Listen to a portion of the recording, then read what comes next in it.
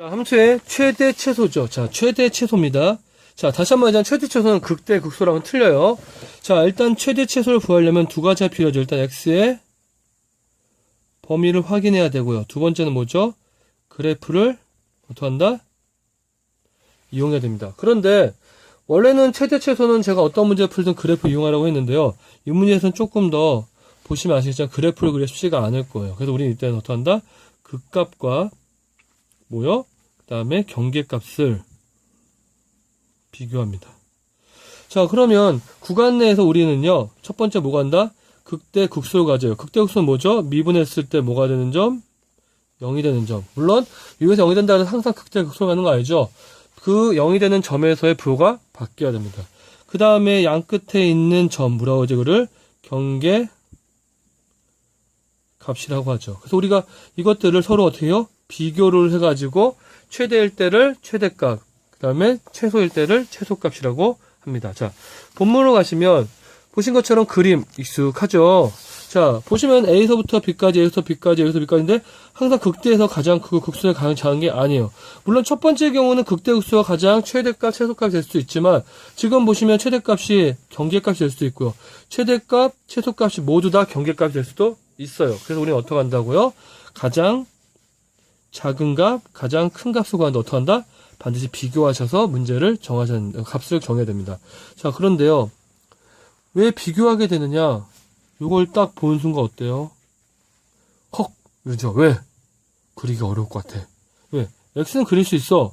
루트 1마이너스 x요. 쉽지는 않겠지만 그릴 수 있어. 근데 중요한 건 두 개를 합한 걸 그리기가 만만치가 않아요. 자, 그래프를 못 그릴까요? 그렇지는 않습니다. 자, 그런데 그래프를 그려서 값을 구하는 노력에 비해서 시간이 너무 많이 걸리고 노력이 많이 걸리죠. 이럴 때 어떻게 한다고요?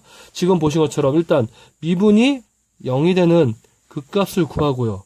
그 다음에 마이너스부터 1까지니까 마이너스부터 1까지 경계값. 그래서 우리는 경계값과 극값이 존재하는 각각의 값을 3개를 비교해봐요. 그래서 제일 큰 게 뭔가 했더니 루트이니까 최대값. 제일 작은 건 마이너스니까 최소값. 이렇게 정할 수가 있겠죠. 자, 그래서 우리는 원래는 그래프를 그리는 게 맞아요. 그렇지만 그리기 어려울 때는 경계값과 극값을 가지고 비교할 수밖에 없습니다. 됐습니까?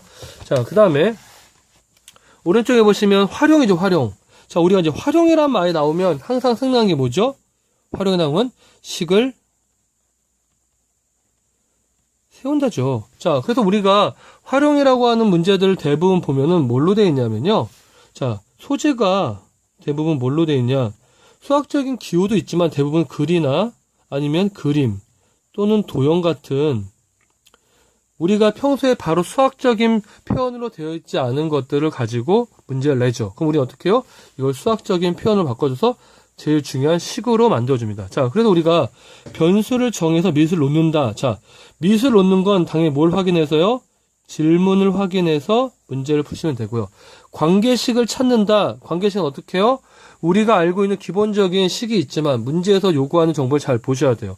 자, 그 다음에 최대값, 최소값을 구한다 라고 되어 있죠. 자, 이건 뭐 한다? x의 범위를 고려해 주시는데요. 자, 제가요, 특히 최대, 최소의 문제 중에 도형이 나오는 문제가 나오면, 자, 매번 그렇다고 할 수는 없겠지만, 보통은 경계값은 최대, 최소가 되는 경우가 거의 없어요. 왜? 지금 밑에 있는 문제를 풀어보시면 아시겠지만 정확하게 그 범위 내가 표현되지 않았기 때문에요. 자, 보시면 반지름의 길이가 2인 다음 같은 원의 이등변 사각형이 있대요. 자, 그런데 이거 세타예요. 어쨌든 간에 중요한 건 x 세타를 최대값을 구해라 라고 했으니까 x 세타를 뭐에 관한 식으로? 세타에 관한 식으로 정하죠. 자, 그럼 다음과 같이 식이 만들어져요. 자, 식을 만드는 과정은 제가 굳이 설명하지 않겠습니다. 왜? 문제를 푸시면 충분히 알 수 있어요. 근데 중요한 건 뭐냐면요. 반드시 세타의 범위를 정하게 되면, 자, 우리가 특히 도형에서는요, 경계값이 이퀄이 들어가는 경우는 거의 없어요. 그럼 당연히 이퀄이 되지 않는다는 얘기는 뭐죠? 경계값에서는 뭐가 존재하지 않는다?